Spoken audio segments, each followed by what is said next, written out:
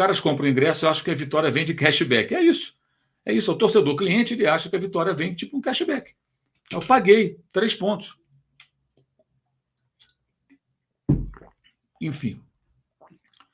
Olha, vocês mais jovens, se vocês soubessem, eu quero o time do Flamengo, quando eu comecei a frequentar o Maracanã, no começo dos anos 70, cara, era dureza. O time era muito ruim. Muito ruim. Muito ruim. Tá, mas eu, garoto, indo com meu pai, mesmo aquele time ruim, sabe, a gente sempre acreditava, a gente sempre achava que ia dar certo. Na maioria das vezes não dava certo, mas a gente sempre acreditava. E quando dava certo, porra, era do caralho, cara, sabe? Voltar para casa, eu e meu pai ali, porra, feliz da vida com a vitória, no meio daquela torcida, porra, sabendo que o time era uma bosta, era ruim pra cacete, mas, porra, ganhamos, sabe? Porra, era muito bom, cara, era muito bom. Por quê? Porque isso é torcer. Isso é torcer. Agora, é lógico, eu defendo que o torcedor, ainda mais hoje, a informação circula, ele tem entendimento do contexto, sabe que está errado, acompanha as finanças do clube, e a gente, nós jornalistas, temos a obrigação de passar as informações, a gente faz isso com um empenho danado todo dia, quem me acompanha sabe muito bem disso. Mas, na hora, agora, isso é o jornalista, e o torcedor, ele se informa, mas, cara, na hora ali, da paixão, do jogo, o cara tem que acreditar, tá no estádio, é para gritar pelo time, é para gritar pelo nome do time, não fora fulano no meio do jogo. Que fora Tite, fora no final do jogo. O jogador atuou mal. Tá, o Lohan outro dia, gente, foi vaiado. 17 anos, agora já está com 18. Já estava com 17 na época. Um garoto. Tem erros, tem defeitos, tem. Conduz a bola, não recompõe. Sim, a gente sabe disso. Por que você vai ajudar um menino de 17 anos, uma promessa do clube? Amanhã ele vai jogar no outro lugar, mandar ele embora. Claro, porra. Ele vai ter tranquilidade? Não vai ter tranquilidade. Então, por que isso? Sabe, sinceramente, eu acho que, para mim, isso não é um torcedor, isso é uma modinha. Tem um torcedor e tem uma modinha. Essa é a minha opinião. Não gostou? Paciência, modinha. Daniel Gigô, membro do canal. Um time com investimento do Flamengo não pode ficar fora da disputa brasileira tão cedo ou tão longe do líder. Parabéns aos garotos que lutaram até o fim. Eu concordo totalmente, Daniel. Mas é aquela coisa, já abandonaram há muito tempo. Isso é uma coisa que vem da diretoria. Né? Douglas Alves, aquela altura não daria tanta diferença, mas vale destacar a agressão do Kahneman no Wesley. Pois é, há tempos ele se comporta como um completo troglodita. Eu não ouvi nada, a arbitragem não fez nada, enfim. Bruno Araújo, como se poupar 12 jogadores não fosse absurdo o suficiente, escalou e manteve em campo o Carlinhos. Qual a dificuldade de jogar sem um 9? Pois é que só tinha garoto do banco hoje, né, Bruno? Aí você vai botar de saída o Felipe Tereza, vai lá e resolve. Não jogou nenhum jogo no profissional, cara. Tá? E não foi absurdo poupar 12 jogadores. Eu expliquei aqui todos os detalhes. Não sei se você já ouviu. Eu imagino que você tenha mandado o seu superchat antes da explicação aqui, que eu acho que é plenamente justificável. Mas se você pensa diferente, tudo bem. Leva todo mundo, jogava titular hoje, não treina e vai arrebentado para o Uruguai tentar o impossível. Aí já vai praticamente derrotado. Aldo Gomes, novo membro do canal. Obrigado, Aldo. Também com a gente aqui, o Douglas Lacorte. Se tivéssemos um goleiro melhor, um atacante minimamente razoável, acredito que o resultado seria, sem dúvida. É sempre bom lembrar também, Douglas, que o Carlinhos ele foi contratado numa situação muito peculiar. O Gabriel arrumou uma suspensão toda por conta daquela história do exame antidoping. E o Flamengo precisava de um jogador, um atacante. O Carlinhos foi artilheiro do Campeonato Carioca um bom tempo, depois foi superado pelo Pedro, mas foi um dos destaques do campeonato pelo Nova Iguaçu, vice-campeão do Rio. E era uma contratação barata, e era a única possível naquele momento, era de jogadores como ele, times pequenos que ficam sem contrato ao final do estadual, entendeu? A CBF ela abre uma janela naquele período para jogadores nessa situação. Então o Flamengo não tinha condições naquele momento, sem saber quando o Gabriel poderia voltar a jogar, de contratar um jogador de um outro clube de Série A, de um clube da América do Sul, ou lá da Europa, ou de qualquer outro lugar. Era um mercado pequeno.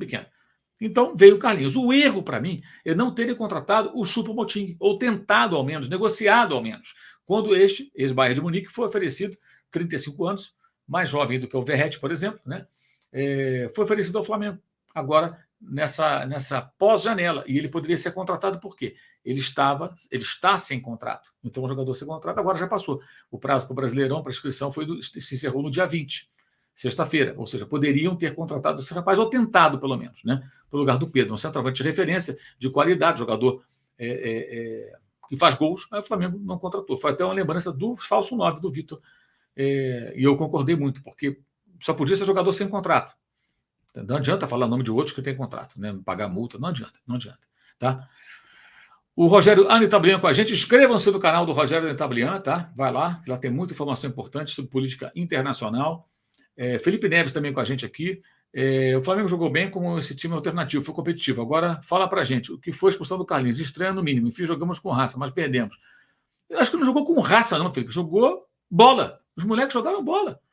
Não foi uma questão de raça apenas. Foi futebol mesmo. A expulsão foi bizarra. A expulsão foi um absurdo. Ele foi ingênuo. Mas o fato dele ser ingênuo não transforma a expulsão em algo justo. Ela foi muito absurda. Muito absurda. Mas, enfim, o professor Tássio Júlio, por mais que o futebol seja fraco, merecedor de todas as críticas, até agora não consigo entender a expulsão do Carlinhos. Agressão, brincadeira. É mais um que não conseguiu entender. Ninguém vai entender. O Thiago Fauzi. Você acha que quem ganhar para presidente vai renovar com o Tite? Acho que não, mas é impossível falar qualquer coisa agora. Vamos imaginar, Thiago, tem dois cenários, tá? Cenário número 1. O Flamengo vai no Paraguai, no Uruguai, e perde de 3-0 para o Peñarol, por exemplo. Toma 2 gols no primeiro tempo, mas no segundo não vê a bola e é eliminado vergonhosamente da Libertadores. Talvez o Tite seja desligado imediatamente após. Nem continue. Né? Talvez. Não é uma informação isso. Isso é uma especulação. É um exercício de imaginação. Né? Nem especulação é um exercício de imaginação. Perdeu, jogou nada, poupou o time, levou o time descansado e tomou um vareio, foi eliminado vergonhosamente. O Tite talvez não continue. Aí o outro lado, o Flamengo vai lá e elimina o Peñarol, ganha. É o Flamengo que faz 3-0.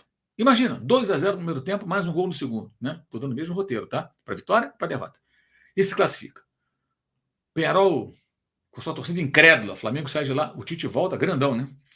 Aí mais adiante, o Flamengo elimina o Botafogo, São Paulo, vai à final e ganha a Libertadores. Talvez o novo presidente queira ficar com ele. De quebra, se ele ganhar também a Copa do Brasil, talvez queira que ele fique também. Ah, mas não vai ganhar. Eu estou falando da possibilidade. Agora, se perder a Libertadores, não precisa nem perder a Copa do Brasil, jogando nada, pode ser que ele nem semana que vem não esteja mais no Flamengo. Então é muito difícil falar sobre isso nesse momento, Thiago, porque tem muitas variáveis aí. É sempre bom lembrar o seguinte, o Dorival Júnior, eu não concordei nem um pouco, falei isso, todo mundo que me acompanha sabe disso, com a maneira como ele foi desligado. Ele soube pela imprensa da negociação do Flamengo com o treinador, que foi um absurdo. Mas o Dorival ele não ficou no Flamengo, tá? Também por questão financeira. Faltou acordo financeiro. Teve isso também. Matheus Rachid.